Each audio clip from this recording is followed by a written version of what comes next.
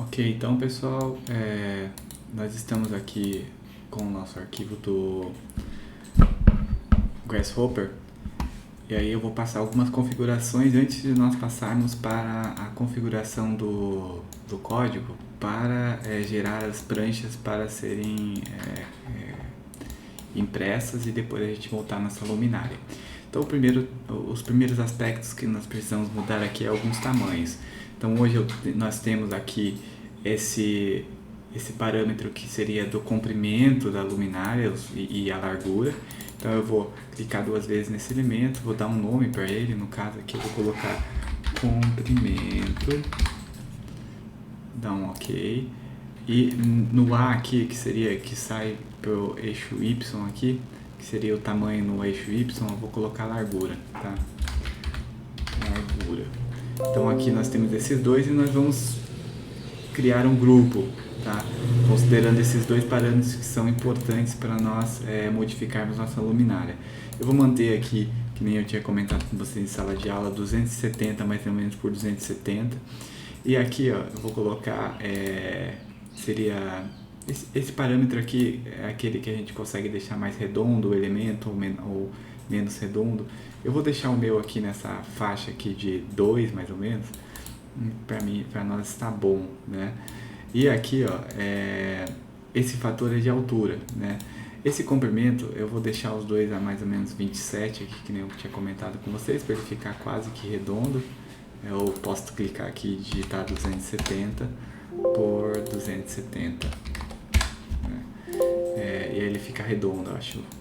Fica bacana aqui. E observe que as minhas aletas estão bem finas. Isso aqui nós precisamos arrumar para dar o encaixe na luminária depois, tá? Então nós vamos já arrumar isso aqui. Outro parâmetro que é importante nós deixarmos aqui, mais ou menos, é esse parâmetro aqui, dessas larguras aqui. Isso aqui seria o quanto nós conseguimos movimentar dos aspectos de organicidade dos nossos elementos. Então a gente vai manter aqui próximo dos 30, 37, 32, vocês podem modificar também, aí façam os seus experimentos. E esse elemento aqui, uma coisa que eu vou ligar ele aqui para vocês visualizarem, é a quantidade de seria a quantidade de linhas que nós temos dividindo a nossa linha de pontos aqui, a quantidade de pontos que nós temos no meio para gerar essa curva no meio. Então, conforme a gente aumenta esse número, ele vai gerando uma organicidade maior, e aqui, conforme a gente diminui, ele vai diminuindo a sua organicidade, tá? Então, eu vou manter o meu aqui mais ou menos no 7, vocês podem movimentar, e aqui eu posso colocar, ligar isso aqui, colocar num grupo também, e a gente pode colocar algum nome aqui, clico com o botão direito em cima e clico nessa aba aqui que está em branca e modifico o nome. Pode ser pontos, linha, pontos da linha atratora, tá? Pode colocar aqui, que seriam os pontos que atraem as curvas. Então, esse aqui é um parâmetro que nós podemos modificar. Eu vou desligar esse aqui, vou deixar ele fora de vista indo para os demais. Esse aqui é muito importante, né? Lembra que a gente encontrou aqui no Divide Surface a quantidade de aletas. Então aqui eu vou manter o meu mais ou menos em 90 aletas aqui, por causa que quando a gente modifica essas espessuras aqui, a gente vai ter uma diferença. E eu vou, caso vocês não tenham colocado, ou fizerem ter feito essa mudança aí no arquivo de vocês, vocês vão clicar nesse elemento e modificar, né, por quantidade de aletas. Tá, isso aqui é importante. Esse item aqui seria um item que a gente não é um parâmetro muito usual para nós, mas a gente pode também modificar ele caso vocês queiram, tá? Observe que quando a gente aumenta ele perde um pouco da organicidade. Então, se eu ligar aqui, ó, para vocês enxergarem a quantidade de pontos que tem. Se a gente aumenta demais, ó, ele cria muitos pontos, e aí as curvas entre um elemento e outro vai ficando mais visíveis, né?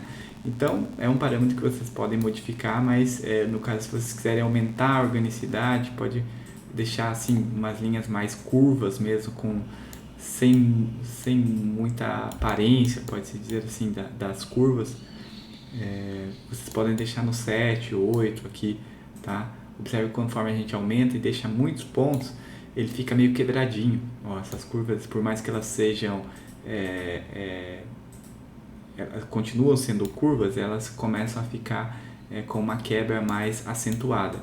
E se a gente diminui, a gente tem essa quebra menos acentuada e tendo uma unidade um pouco mais orgânica, tá? Fique a critério de vocês. Essa parte da quantidade aqui, esse aqui eu vou colocar a quantidade de pontos na vertical.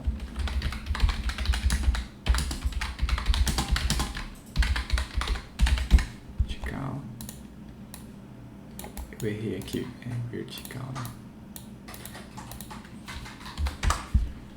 E aí nós vamos pegar esses dois parâmetros aqui também, selecionar eles e agrupar, tá? Quando a gente vê de longe o nosso código, a gente verifica que os que estão agrupados, que tem essa corzinha roxa, elas são os parâmetros que nós podemos modificar aí no nosso arquivo, tá?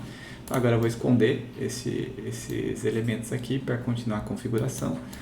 O próximo item, se a gente for ver aqui ó, nós temos esses pontos. Então vamos lá, te mostrar para vocês. Esses pontos são os pontos das nossas curvas, ó, pode ser que eles são responsivos aí nesse caso.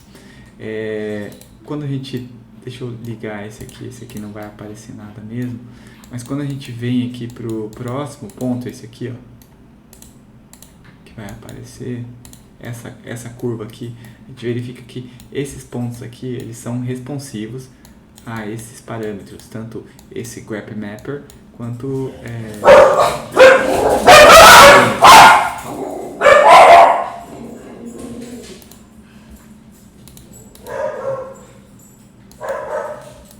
então tá.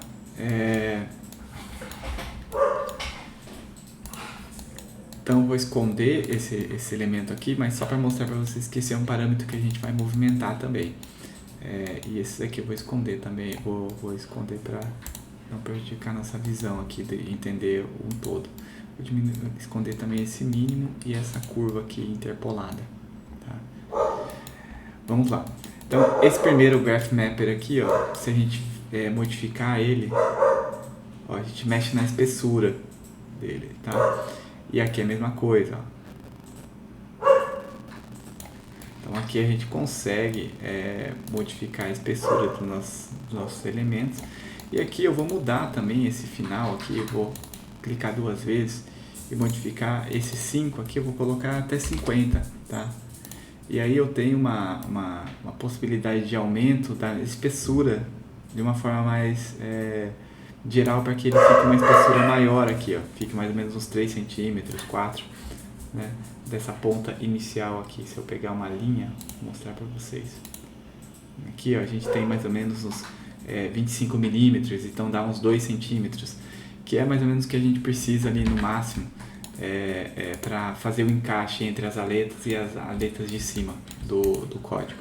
Então vamos manter isso aqui. Aqui eu vou diminuir um pouco, vou deixar aqui perto dos 40 no meu caso, vocês podem diminuir, e aqui eu vou deixar mais ou menos dos 15, 13, tá? Para manter ainda essa organicidade, mas com uma espessura boa aqui entre os elementos. Então, esse primeiro aqui, primeira coisa a gente vai fazer é clicar 2 vezes, né, dentro do domínio final e modificar de 0 a 50 o parâmetro. E a gente vai colocar aqui que esse elemento aqui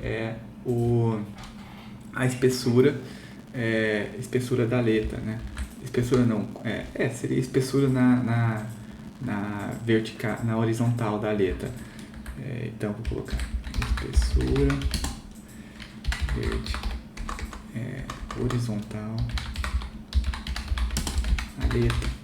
Vocês podem colocar de outra forma, o que importa é vocês saberem aonde que vocês conseguem modificar esse parâmetro, tá? O outro elemento aqui seria